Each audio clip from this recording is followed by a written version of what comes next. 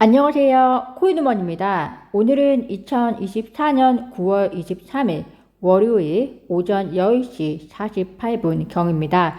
구독과 좋아요, 알림 설정 정중히 부탁드리면서 오늘 영상 시작하겠습니다. 최대 스테이블 코인 테더의 시가총액이 22일 약 1190억 달러, 하나로는 약 160조 20억 원을 기록하면서 사상 최고치를 기록했다는 소식입니다. 시장 안팎에서는 곧 암호화폐 시장에 강세장이 펼쳐질 것이다 라는 전망이 가득한데요. 비트코인과 리플의 기술적 위치 먼저 확인해 보시도록 하겠습니다. 비트코인의 기술적 위치 먼저 보시겠습니다. 흰색 볼린저 밴드의 간격이 매우 좁아진 것을 확인하실 수 있을 것 같습니다. 좁아진다는 의미는 곧 브레이크아웃, 즉 돌파가 나올 수 있다는 의미로 해석이 될 수 있는데요. 맨 우측 마지막 그래프가 아랫골이 달린 빨간색인데 일반적으로 이런 경우에는 단기 상승을 가져오곤 하지만 이번에 어떻게 가격 움직임이 펼쳐질지는 관전 포인트가 될 수 있겠습니다. 연두색 데드크로스가 나오면서 메이저 자금이 약하게 되었지만 최근 12시간 동안에는 자금 유입이 된 것으로 보이고요. 리플 XRP의 기술적 위치도 비슷합니다. 흰색 아랫꼬리가 달린 빨간 막대기가 보이고 있어서 얼마나 더 상승할 수 있을지 지켜봐 주시면 되겠습니다. 파란색 RSI 공포 라인인 저 파란색 선에서 멀찍이 떨어져서 움직이고 있는 모습이 금리 인하 단행 이후에 한결 편안해진 요즘 암호화폐 분위기를 반영하고 있는 것처럼 보입니다. 노란색 리플은 단기 데이드 크로스가 만들어지기는 했지만 자금 유출이 크지 않아 보이기 때문에 단기적 또는 일시적일 것으로 해석이 됩니다. 해리스 부통령 미국 대선 후보가 드디어 뉴욕에서 개최된 선거자금 모금 행사에서 암호화폐 산업을 언급했습니다. 그녀는 대통령에 당선되면 디지털 자산과 같은 혁신 기술을 장려할 것이다. 기회경제 구축을 위해서 중소기업, 대기업, 창업자를 한데 모을 것이다. 이들과 미국 미래에 투자하기 위해서 협력할 것이고 인공지능, 디지털 자산과 같은 혁신적인 기술을 장려하는 동시에 소비자와 투자자를 보호할 것이다 라고 강조를 했습니다. 해리스 부통령의 암호화폐 언급은 시기적으로 매우 전략적이었던 것으로 추정이 됩니다. 현재 미국에서 사전투표 막이 올라갔습니다. 미국도 사전투표의 투표율이 과거 대선에 비해서 최근에 많이 올라간 상태이기 때문에 사전투표에서 투표 결과가 매우 중요한데요. 현재까지 보도된 내용에 따르면 대선 결과를 좌우할 경합주에서 해리스 부통령이 5위를 점하고 있는데 오차 범위 이내에서 근소하게 앞서서 초박빙 양상으로 흘러가는 미 대선 결과이기 때문에 당일까지 예측할 수 없다라는 전망이 지배적인 상황입니다. 이처럼 해리스 부통령이 오차 범위 내에서 소폭 우위를 점하면서 양측이 초접전 양상을 보이고 있고 해리스 부통령 대선 캠프는 이를 예측할 것이라고 생각이 되며 유권자의 표심에 영향을 줄 만한 요인들 중에 하나인 암호화폐에 대한 언급을 할 시기를 전략적으로 사전투표 시작 시점으로 노리지 않았을까 생각을 해봅니다.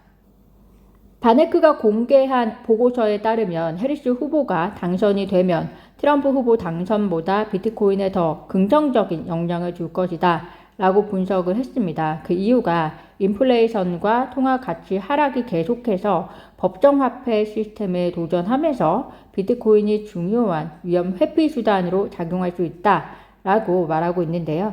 즉 해리스 부통령이 대통령이 되어도 미국의 현재 재정 지출과 적자는 피할 길이 없고 또 오히려 더 심화될 수 있는 가능성도 충분하기 때문에 정부 입장에서는 달러의 가치 하락에 대비해서 위험 회피 수단이 필요하고 그것이 비트코인이 될 것이기 때문에 해리스 입장에서는 비트코인에 집중된 가상자산 정책을 펼칠 것이다 라는 내용이고요.